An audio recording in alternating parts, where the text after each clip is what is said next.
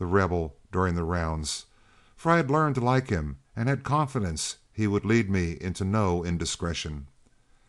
At the Long Branch we found Quince Forrest and Wyatt Roundtree playing the faro bank, the former keeping cases. They never recognized us, but were answering a great many questions asked by the dealer and lookout regarding the possible volume of the cattle drive that year. Down at another gambling house, the rebel met Ben Thompson, a faro dealer not on duty and an old cavalry comrade, and the two cronied around for over an hour like long-lost brothers, pledging anew their friendship over several sociable glasses, in which I was always included.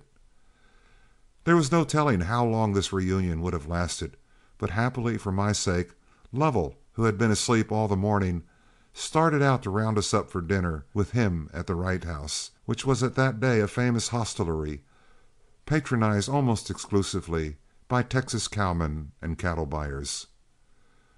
We made the rounds of the gambling houses looking for our crowd. We ran across 3 of the boys piking at a monte game, who came with us reluctantly. Then, guided by Lovell, we started for the Long Branch, where we felt certain we would find Forrest and Roundtree, if they had any money left. Forrest was broke, which made him ready to come, and Roundtree, though quite a winner, out of deference to our employer's wishes, cashed in and joined us. Old man Don could hardly do enough for us, and before we could reach the Wright House had lined us up against 3 different bars, and while I had confidence in my navigable capacity, I found they were coming just a little too fast and free, seeing I had scarcely drunk anything in 3 months but branch water.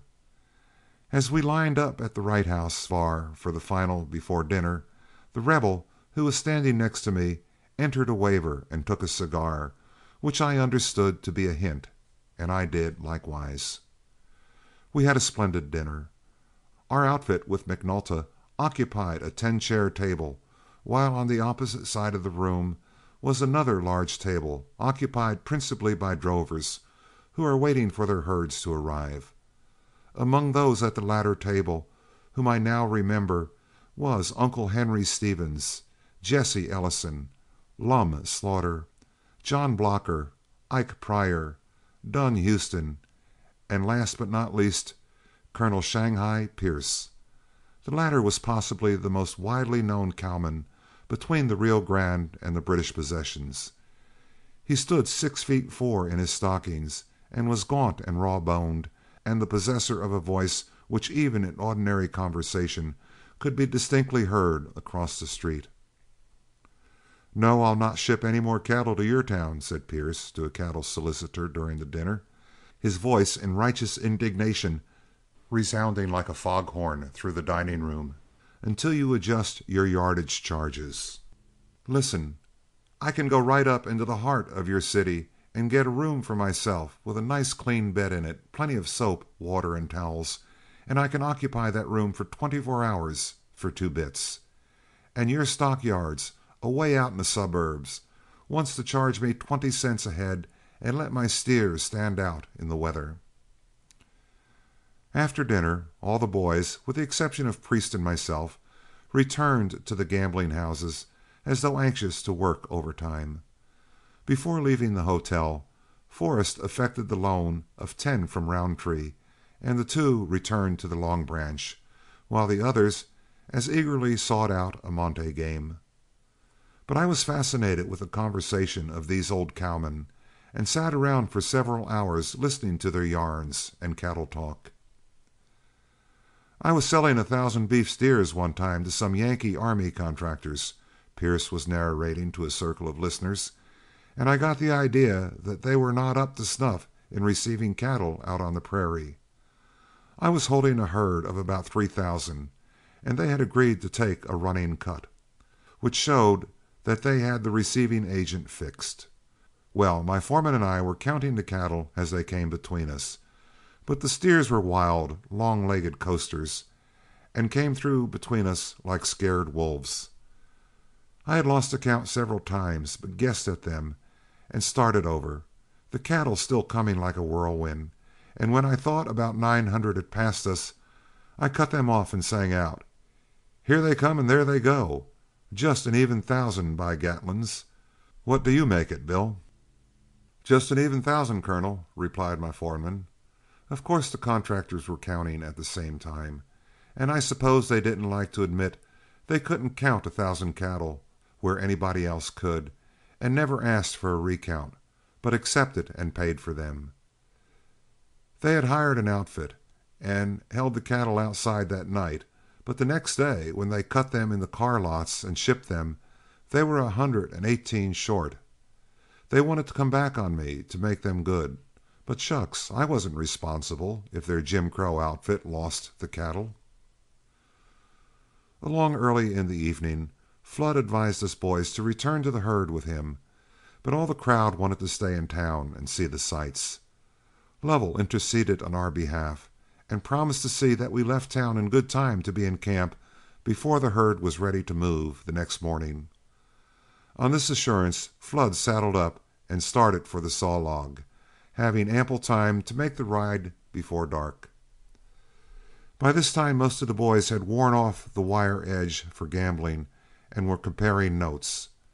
3 of them were broke, but Quince Forrest had turned the tables and was over a clean 100 winner for the day.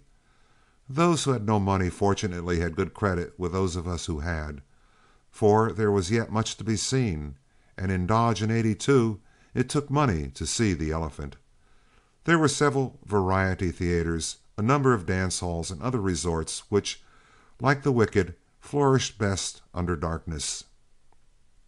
After supper, just about dusk, we went over to the stable, caught our horses, saddled them, and tied them up for the night. We fully expected to leave town by 10 o'clock, for it was a good 12-mile ride to the Saw Log. In making the rounds of the variety theaters and dance halls, we hung together. Lovell excused himself early in the evening, and at parting we assured him that the outfit would leave for camp before midnight.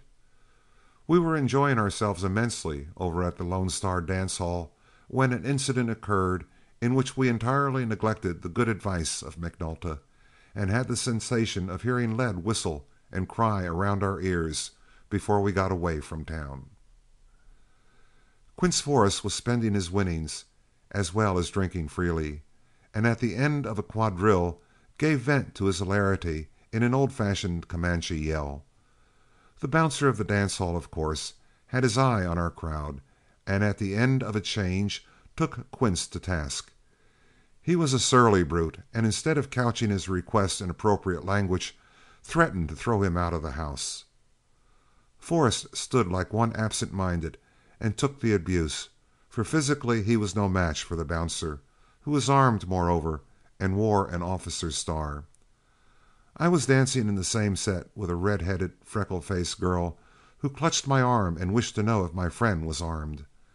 I assured her that he was not, or we would have had notice of it before the bouncer's invective was ended. At the conclusion of the dance, Quince and the Rebel passed out, giving the rest of us the word to remain as though nothing was wrong. In the course of a half an hour, Priest returned and asked us to take our leave one at a time, without attracting any attention, and meet at the stable. I remained until the last, and noticed the Rebel and the bouncer taking a drink together at the bar, the former apparently in a most amiable mood. We passed out together shortly afterwards, and found the other boys mounted and awaiting our return, it being now about midnight. It took but a moment to secure our guns, and once in the saddle, we rode through the town in the direction of the herd. On the outskirts of town we halted. "I'm going back to that dance hall," said Forrest, "and have one round at least with that whore herder. No man who walks this old earth can insult me as he did, not if he has 100 stars on him. If any of you don't want to go along, ride right on to camp, but I'd like to have you all go, and when I take his measure, it will be the signal to the rest of you to put out the lights. All that's going. Come on." There were no dissenters to the program. I saw at a glance that my bunkie was heart and soul in the play, and took my cue and kept my mouth shut. We circled round the town to a vacant lot within a block of the rear of the dance hall. Honeyman was left to hold